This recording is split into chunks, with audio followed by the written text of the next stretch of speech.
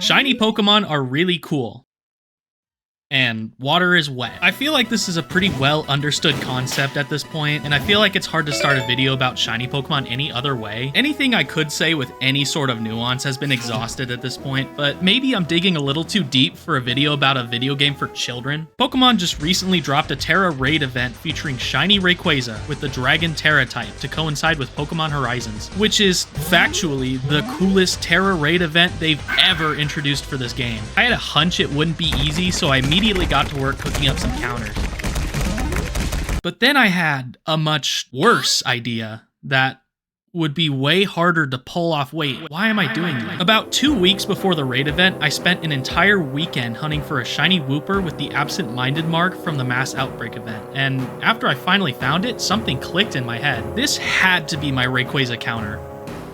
Somehow, I tried to beat the shiny Rayquaza Tera Raid battle using only Quagsire in single player, and this is how it went. Yes, I plan to solo this legendary Pokemon with a measly salamander.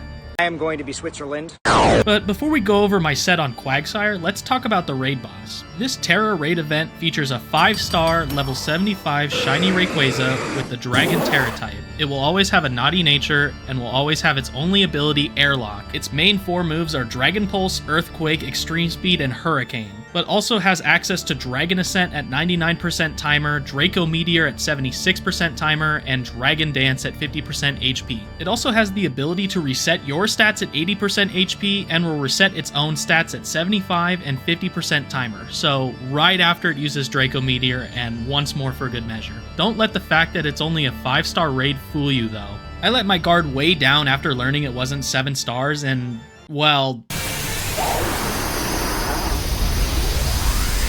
I paid for that. Now, where did Quagsire go?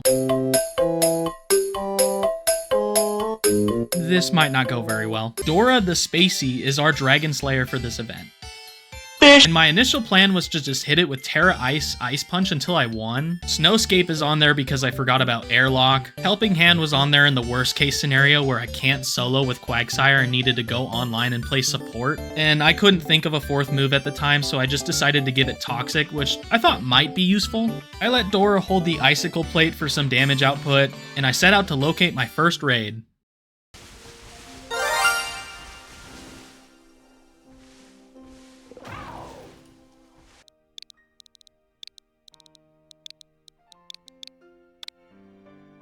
I found my first raid den just outside of Alfornada. Time to see whether I'm finishing this anytime soon or not. My first raid partners were Tauros, Garganacl, and Sylveon, who will be important later. From the outlook, I was actually doing some pretty good damage. Ice Punch, even pre-Tera, was putting in some work. That was until... Expect this to be a trend going forward. Hurricane was easily either the best part of the raid or the worst part of the raid, and it was all just based on what mood I caught Rayquaza in. Hurricane misses a third of the time, which is nice, but when it does hit, it also has a third chance of confusing whatever's in front of it. Can you guess which outcome I got more often? Obviously, Quagsire hit themselves immediately, so I went on the defense and tried to poison it in the case that I wasn't able to do any damage. Things were looking decent. By the time Shield went up, I was technically beating the timer, for now. So I hit the big Ice Tera button and lost.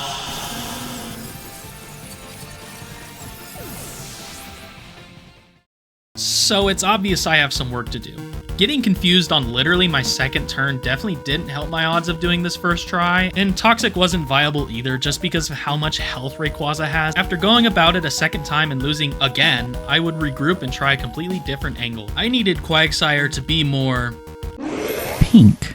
I don't know why I ever even started with the Tera Ice strategy. Tera Fairy makes so much more sense, providing a full-blown immunity to Rayquaza's dragon moves. And it wasn't like I was setting up Snow for Ice Punch or anything, so I just decided to run it.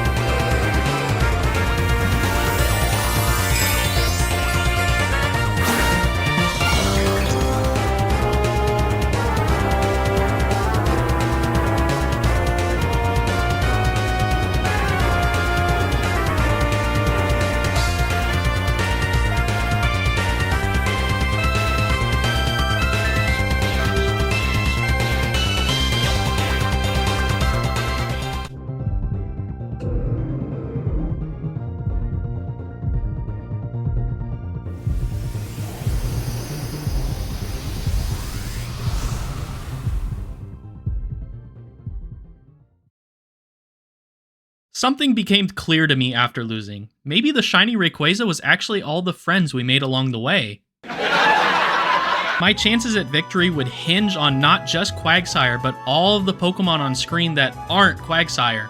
Of the 18 6-star raid partners, there are 4 that would be instrumental to my success. A win condition required either Arboliva, Gardevoir, and either Sylveon or Haxorus. If I was to stay on the field the entire fight, I would either need Gardevoir to use Heal Pulse to keep Quagsire going, or Arboliva's Seed Sower ability for passive healing. I would also need either Dragon Claw from Haxorus or Sylveon's Moonblast and Charm for extra damage and to weaken Rayquaza's nuclear attack stats. But of course, absolutely none of this matters because it would take me a while to figure this out. While Quagsire is totally capable of literally eating earthquakes and extreme speeds all day long, one small gust of wind does like a quarter of my health. In place of the Icicle Plate, I instead went for Leftovers and threw Recover on to try and extend Quagsire's bulk as much as I could. All of my attempts up until now were ended prematurely by specifically Hurricane, and I needed some form of counterplay to it if I planned on winning. This early into the raid event, I was still experimenting with what worked and what didn't, so just please do me a favor and ignore the fact that I tried to put Drain Punch on there. Let's see how much of a difference this all made for me.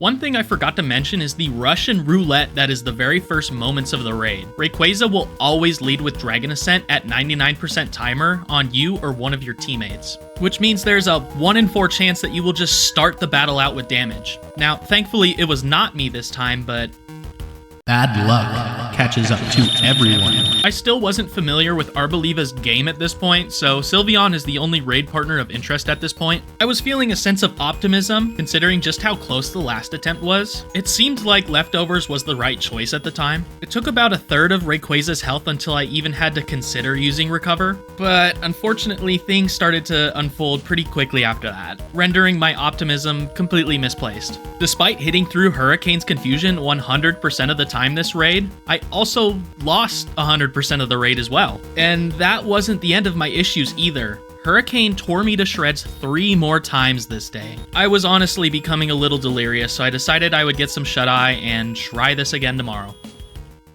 Subscribe if you like funny video.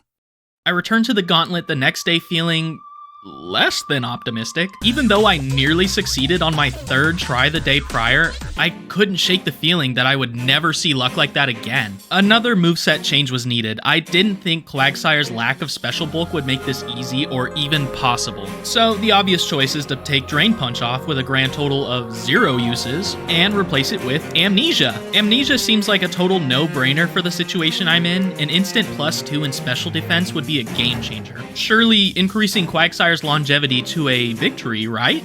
Right? Please?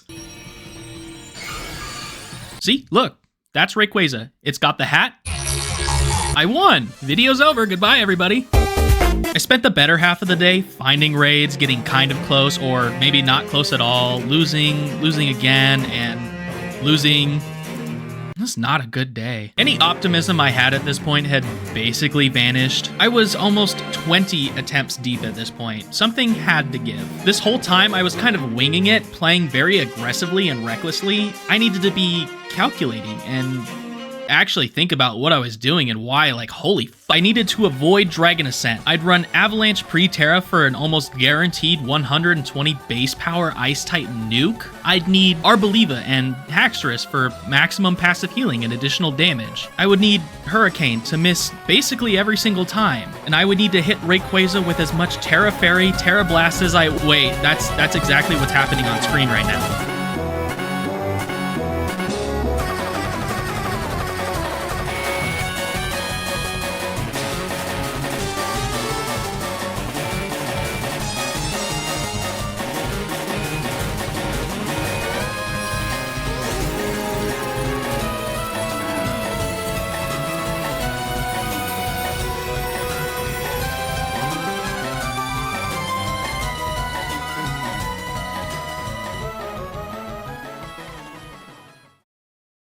After what felt like a marathon of critical hits, confusion, fainting, moveset changes, and Lizard, I had finally beaten this thing into submission and claimed my prize, a shiny Flamigo. In all seriousness, this was a really fun challenge and a fun departure from shiny hunting for at least a little bit, despite the fact that there are 2 shiny Pokemon in the video. And I had a blast strategizing and even losing sometimes. That was a lie. I lied to you. Some of that was awful. Some of that made me very angry. But after 21 total raid attempts, I could finally declare victory. I owe you all a debt of gratitude for sticking around to the end. This was a headache of a video to put together, and some of it is still not exactly what I wanted, but I am nonetheless proud of this production. I have a lot of improvements to make, and I hope you are all there to see them. There were a lot of iterations of this video that I made that I didn't like, and it's taken the most effort of anything I've made thus far. So I hope you all stay tuned for what's next.